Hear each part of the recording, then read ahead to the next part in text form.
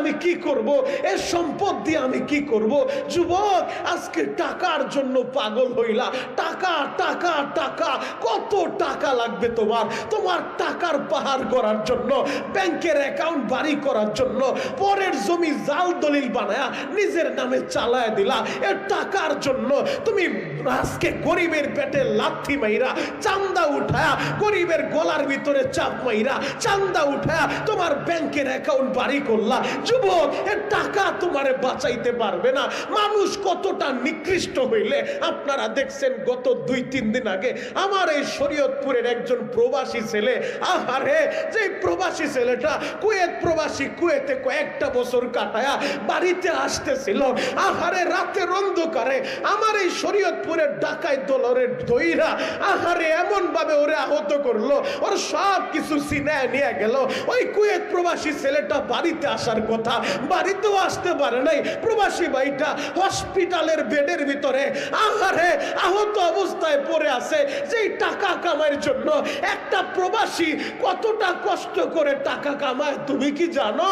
একমাত্র প্রবাসীরাই জানে, প্রবাসীরা জানে এ টাকা কামাইতে কতটা কষ্ট হয়। যে প্রবাস জীবনটা জেলখানার চাইতেও কঠিন, যে প্রবাস জীবনটা খায়া না খায়া মাসের পর মাস ওরা কাটায় দেয় রে ভাই, এক কাপড়ে সপ্তাহ পার করে দেয়।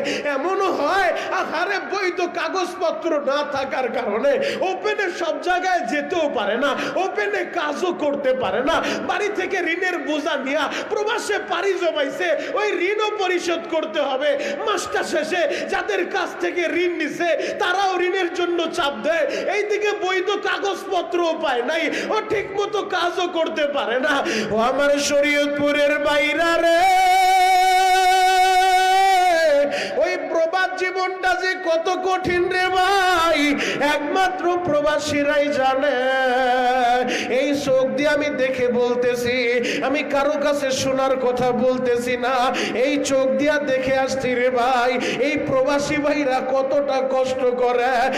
আরে, ডাস্টবিনের পাশে বইসা অনেক প্রবাসী এমন হয়, ওই ডাস্টবিনের পাশে বইসা, আহারে, ওই জায়গায় খাবার গুলা খায়।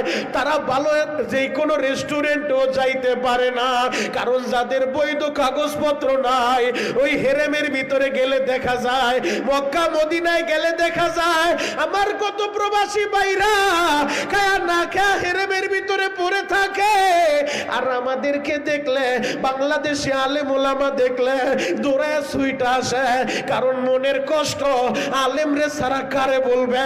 আল্লাহর কাছে দোয়া করে, আর আলেম রে দেখলে দৌড়ায় আসে, চোখের পানি জড়ায় বলে, হুজুর, আল্লাহর কাছে আপনি একটু আমার জন্য দোয়া কইরেন।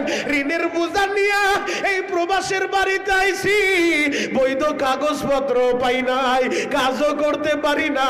ওই দিক দিয়া মা বাবা অসুস্থ, ওই দিক দিয়া মাসটা শেষ হইলে আমার সন্তানের পরীক্ষার ফি দেওয়া লাগবে, স্কুল মাদ্রাসার বেতন দিতে হবে। আমি কি করব?